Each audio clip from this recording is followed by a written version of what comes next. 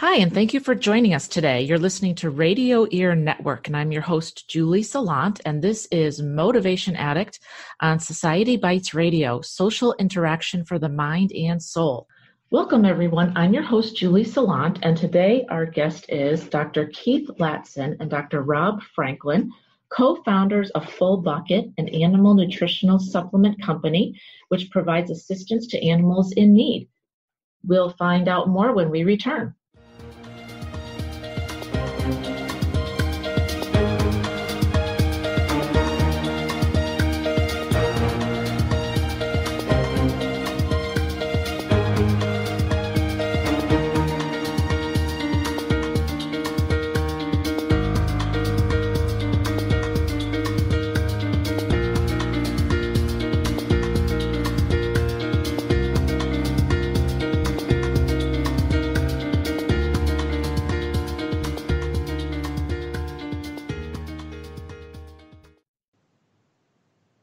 How often do you go? Do you go once a year, twice a year? What does your calendar look like?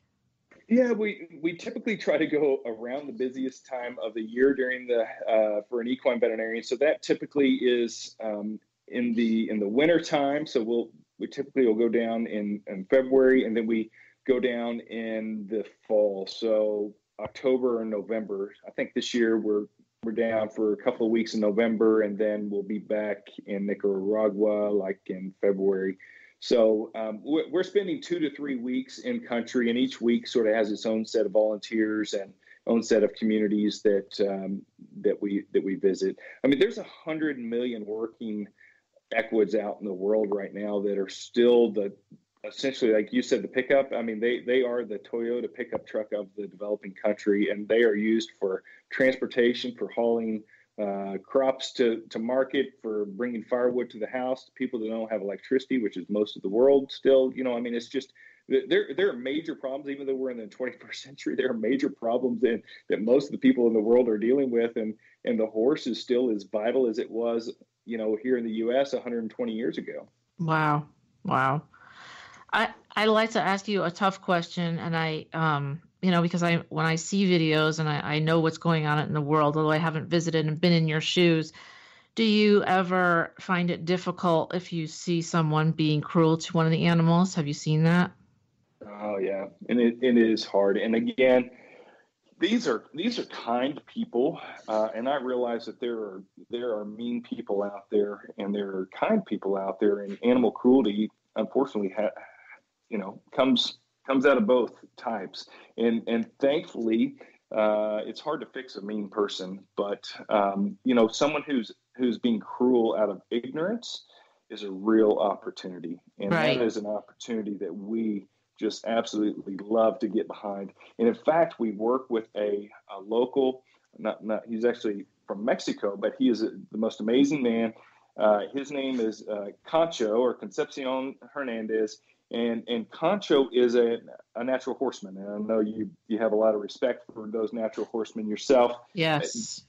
But he's the most gentle-handed natural horseman, and he happens to be a veterinarian also. He happens to be a horseshoer, and he happens to be a saddle maker. He is the jack of all trades. But when he goes with us, he serves as our educator, and to show people how to get along with these horses, because a lot of the cruelty comes from they don't know how to control their horse. What they need is they need to go from A to B. They need to haul X to Z. They have a job and they have a tool, which is the horse, but they don't know how to partner with it. And so Concho goes in there and he shows them just some really simple natural horsemanship techniques that allows them to take off some of the terrible halters and lead rope type of the devices that they use that put pressure on painful areas on the horse's head that don't need to be there. And he shows them, how to build a very simple halter that releases pressure, and how to interact with the horse in a partnership.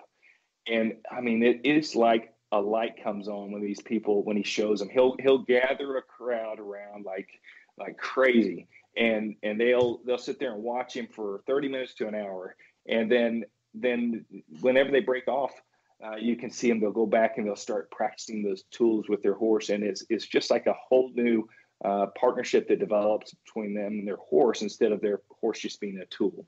Wow, that's awesome. I love that. That's amazing. Oh my gosh, that's so good. And that's an added bonus that comes with you going there, right? For sure. And, like Keith and I met at Concho, 10 years ago, and we just had the utmost respect for him. We didn't know how we'd be able to bring him in, but it just thankfully we're provided donations that help pay for his airfare to get him down there, and he needs to make some money because it's time away from his house, and we're able to get that money every year for him to come down, and he just has the most grateful heart to come and do it. The poor guy got kicked by a horse 2 years ago and broke his hip, right in his hip joint, and so he came down just as soon as he could, and just hobbling around and just being a real hand. It just I can only imagine if you got to meet him. I think you would just be you'd be truly enamored. He'd have a special place in your heart forever. That kind of guy. Wow. That's so wonderful. That's amazing that you can partner with him, and that he can, and I can just imagine that somebody is, not treating their horse the maybe correct way only because they just don't know any better. And then you all can come in with your partners, and then everything changes for both the horse and the owner. So it's just a win-win across the board for everybody, which is awesome. Awesome. Totally. I'd love to talk a little bit about how you came up with the full bucket donation thoughts in your head, and how that actually manifested into what you're doing today. Can you kind of bring us through how you thought about that and how you actually made it happen? It just made me smile and think in retrospect over the past, what has it been, Rob, 12, 13 years. We actually started as a smaller company, and we're going down the traditional road of a supplement company that's the super slick looking supplement company that, shiny brochures and beautiful horses and all of that imagery that comes along with wellness often in the supplement industry. And Rob and I had created a business that was a fairly decent sized business. And one day we were in a branding session with Robo. We had hired our third partner, who was not a partner at that point, Rob Hendrickson, who we call Robo because we've got two Robs in the business. And Robo grew up the son of a veterinarian, and he was a former professional rodeo cowboy. And so he's got some perspective, but then he opened up an advertising agency in Fort Worth, of all things. A huge transition for him. So we're sitting in our branding session thinking, okay, how do we climb up to that next plateau? What are the things that we need to do? And Robo unexpectedly went down the road of, would you give up your clinical practice to do what you're doing with your supplement company every day?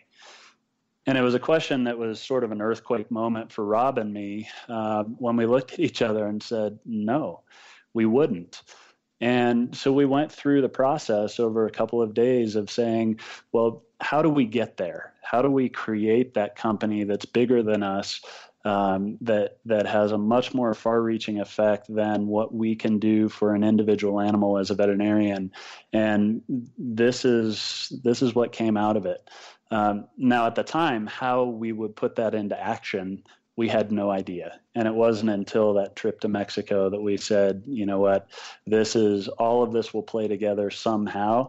So let's just keep exploring our connections and our experiences and see how we can make this flesh out. Wow. That's quite a question. I mean, if you sit there and think about that for a minute, I'm sure that that was one of those moments where you just were like, wait a minute, let me think about this. Yeah, right. Because you've been building something and working towards something for so long. And if you go all the way back to school and all the blood, sweat, and tears, and then thinking about something completely different, but yet in a way, something really amplified for what you can bring to the world, right? That's right.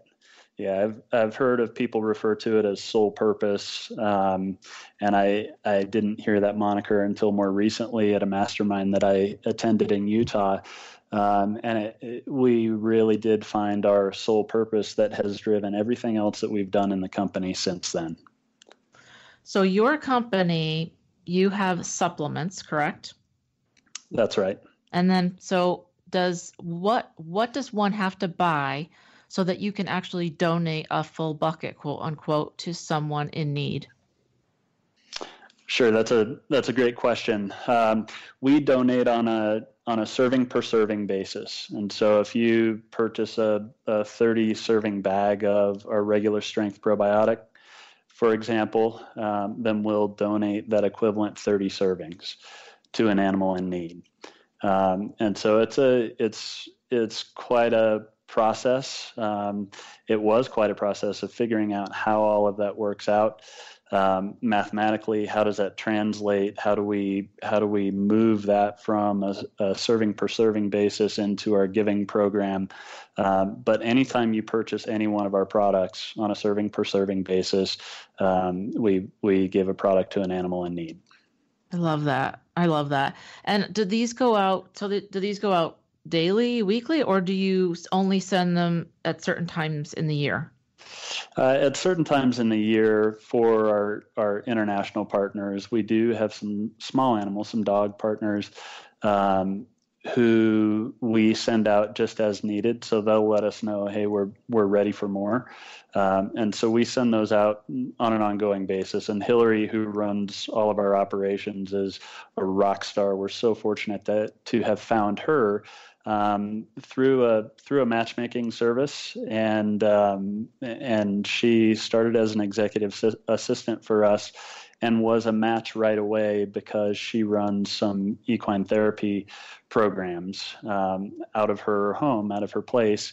And so it was just a natural fit. And as she settled into the company and helping us scale and grow the giving programs, she really took the helm of all of our operations.